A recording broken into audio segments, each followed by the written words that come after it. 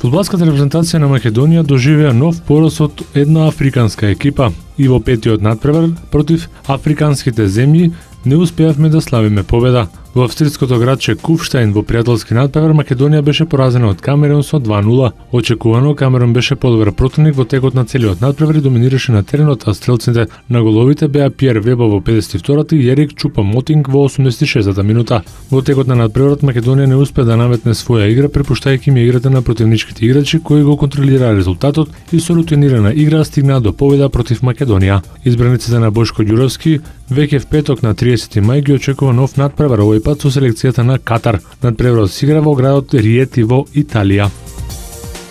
Легендата на Милан Пипо Инзаги и официјално ќе биде промовиран во нов тренер на росонерите, откако стана јасно дека Сидоров нема да остане на клубата на росонерите поради лоши односи со играчите и раководството. Многу имиња беа споменувани за негов наследник, но председателот Берлускони одлучи Пипо Инзаги да биде нов тренер на седумкратниот европски шампион. Синоќа на состанокот помеѓу Берлускони и Галјани во вилата Аркоре сепак беше одлучено за прв тренер да биде назначен тренерот на младинскиот тим Филипо Пипо Инзаги, кој помина 11 години како играч на Милан, а по пензионирањето од активното играње фудбал во 2012 година е тренер на младинскиот тим на Милан со кој ја освои шампионската титула оваа сезона. Се очекува во текот на денешниот ден по раскинувањето на договорот со Кларен Сидоров и официјално да биде именуван легендарниот нападач за нов тренер на росонерите.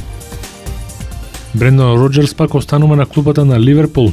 Тој имаше фантастична сезона со Ливерпул, па иако не успеа да ја освои Премиер лигата, сепак по неколку години го врати клубот од Енфилд во врвот на Премиер лигата. Раководството на англискиот Премиер лигаш му понуди нов 4-годишен договор на својот стратег. Брендан е срцето на она што сме ние. Во оваа сезона не убеди сите во она во кои долги години не верувавме, дека Ливерпул може да ја освои титулата.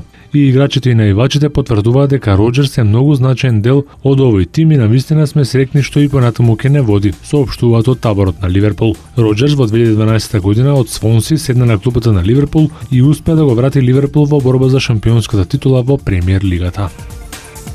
Тимот на Мајами Хит победи со 3:1 во победи во финалната серија од источната конференција во плејофот против Индиана Пейсерс. Мајами синоќа славеше со 102-90. Со овој триумф Мајами е блиско до пласман во големото финале и да се бори по четврти пат поред за титулата шампион во најсилната кошаркарска лига во светот. Леброн Џејмс со 32 коша беше најефикасен актер на надпреварот. Бош и Вејд дадоа по 25, односно 15 поени. Кај Индиана најдобри беа Пол Џорџ и Дейвид Вејс, кои дадоа по 23 и 20 коша. Рој Хибрид четврти пат сезонава надпреварот го заврши без постигнат поен. Следниот меч се игра во четврток наутро, а домаќин е тимот на Индиана во Индианаполис.